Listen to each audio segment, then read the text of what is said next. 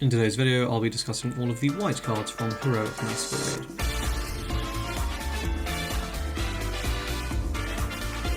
Okay, let's get started with the white stuff. So first we've got a card you run in every mask deck. This is Mechanical Attache. Mask item, the item synergy is irrelevant. Boost any mask, boost ability passive. This minion cannot be selected as a target for your opponent's magic cards. That is obviously quite good. Depends on the matchup how good it is, but yeah, as you can imagine, it's quite good. Next, Agroshield. This boosts a white mask and gives whenever this minion wins a battle against another minion, it can morph into a white minion belonging to the mask class. How good is that? Well, a lot of the masks do force, the white masks do force blocking. However, you can also just remove a good number of them. So losing your boost for the turn, if it just gets removed, is not ideal. So it's okay. It's okay. I mean, you run it. Of course, you run it. You're kind of forced to run it, but it's okay. And then finally, Roadbreaker. This is the same as all the others. Boost 2 cost or higher. Based when placed, if you have a minion belong to the mask class on your field, increase your movement by 1. And on your turn, this minion can morph even if one of your minions has already morphed this turn. If this minion morphs and one of your minions has already morphed this turn, remove this boost and place 1 white mana in your base. I suppose it should go without saying that that is good. Enabling multi-boosting is obviously good. Okay, Nems Arise. all of these, besides the biggest, have the first effect. Whenever this minion deals damage, it can morph into a white minion belonging to the mask class, and then, on your turn, if this minion is in the rest state, it cannot be selected as a target for your opponent's card effects, which is obviously very good. It's basically going to, more than not, in the early game, pretty much ensure that you're getting damage in, and you're getting to morph, and in the late game, can be comboed with the blue boost to ensure that you're getting morphs in as well. Nems Aviator. When summoned and when morphed, banish all field minions in your opponent's trash with the cost of 5 or lower. This very much feels like a kind of tech card that will eventually be relevant. But probably not even in a mask deck. It will probably just be a card you run because there'll be some build of purple running around that mills their whole deck super quickly and then just starts putting big things in, and you're just going to go no, and they're going to go scoop, because that's what this would do. Until then, nah.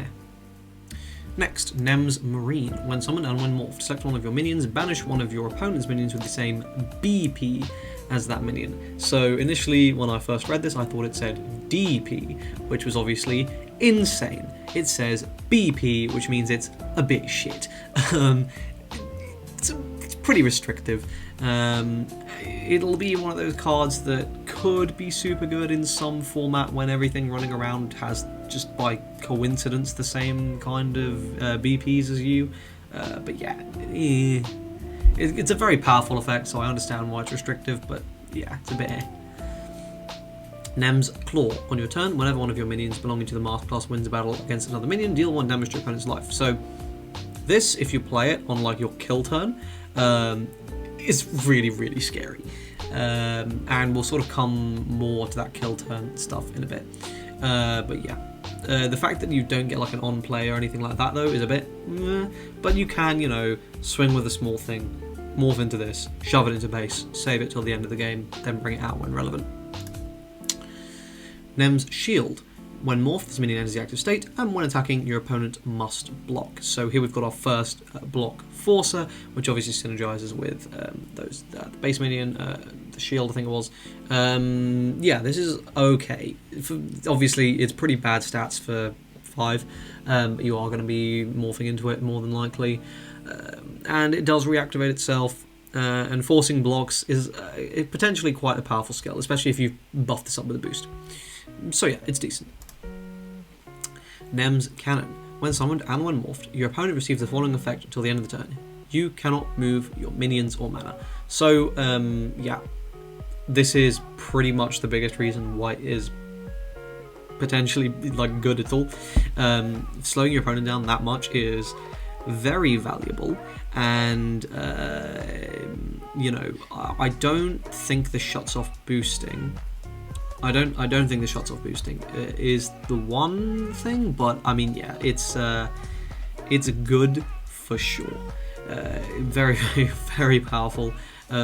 Really, it just comes down to the consistency of can you do this multiple turns in a row to slow down your opponent big time, because shutting off movement is quite a big deal. Nems Burst Mode. When summoned and when morphed, this minion enters the active state. Then, select one of your opponent's minions to enter the active state. That minion must block during this turn. And on your turn, this minion cannot be destroyed by your opponent's card effects. So, outing destruction can be quite nice against like purple and stuff, but not a massive part of the meta at the moment. Forcing a block is, again, does kind of synergize. This is one of those things where it really does rely on you having either the 4-drop already on the board or your 9-drop, which again we'll talk about. But then we've got Nemesis 00s, who will be first legendary. This has, when summoned, banish all your opponent's minions with a cost of 3 or lower, then this minion enters the active state. That's pretty good. That's probably going to banish 1 to 2 things, which is nice. And then on your turn, this minion cannot be selected as a target for your opponent's card effects, which is obviously very good. And that's going to be one of those things that is super, super valuable. Shield Impact. Main Flash. Select one of your minions to gain 200 BP for the duration of this turn. If it's your opponent's turn, that minion enters the active state, and trash whenever one of your minions morphs. Return this card to your hand, and this effect cannot stack. Again, not really as good as what green got. If you remember, I said the same thing in the blue video. Yeah, it's fine, but nothing special. Probably not even really worth the deck space. Getting a reactivation is cute, but like White Battle Spirits just kind of do it for free anyway on really big stuff, so like, you know, you're just playing like a worse version of that deck essentially if you're trying to. Anyway, Full Breaker. Main Flash. Select one of your minions belonging to the Mask class. For the duration of this turn, that minion gains plus 500 BP, plus 1 DP, and the following effect: whenever this minion wins a battle against another minion, this minion returns to the active state. So again, cool. You're kind of going, you got to take this attack. It's going to hurt, but unless that attack is going to kill your opponent and they don't have any removal, which to be fair, obviously if you slap this on the 7 cost, then that's kind of it. Slap this on the 7 cost, slap this on the 9 cost, you're swinging interface, and it can potentially close out the game then and there with 3 or 4 damage, but again, very, very setup heavy. You kind of already need to be at that stage in the game. At that point, you've probably, you know, done a lot already, so yeah, not great. Doesn't really help the deck with its goals. Yeah, real shame.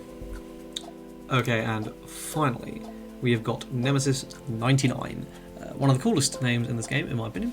When morphed, all your minions receive Resurge and the following effect. On your turn, whenever this minion wins a battle against another minion, deal 1 damage to your opponent's life. On your turn, whenever one of your other minions wins a battle against another minion, this minion enters the active state, and this minion cannot be selected as a target for your opponent's card effects, and this of course has 3 DP. So, here's the situation with white. You really need a whole big setup for the deck to be good. The thing with green is it kind of just functions with like 1 or 2 minions. Like, you're not too fussed, you can just do your thing, and it can kind of just pop off with super powerful stuff that really isn't setup reliant. To an extent, it's the same with blue. It trades off a little bit of the sort of independence from setup in exchange for a lot of explosive power when it is set up. White takes that even further. If you get this deck set up, there is no way your opponent is surviving. They are just dead. But getting it set up requires a lot, and that is the big issue, and that's why it's not up there with green and blue. And it's just a recurring issue with white, to be honest. They're either too slow, or they just require too much setup, and by the point that happens, you're fucking dead. But, you know, I still think the deck is decent. It's definitely not bad, and from what I've seen, it looks like quite a fun deck. Bearing in mind, this is a deck with access to data analysis, which if you use against green, I'm pretty sure should instantly fucking win you the game if you target the 9-drop, because Lord knows how they're going to deal with that if they have lost all copies of the 9-drop. So yeah, that can be a bit of an issue, but other than that, the deck's pretty good. You know, it's definitely fun. It's definitely solid. Not top tier 1, but probably low tier 1. Yeah, it's a fun time. Build it if you like the look of it. Do what you want. It's your game. Have fun. Hope you guys enjoyed this video today. If you did, like the video please. you can sub to the channel. Would appreciate it. Hit the red button, comment your thoughts in the thing, and click the links in the other thing, description, and I'll see you in tomorrow's video. Cheers.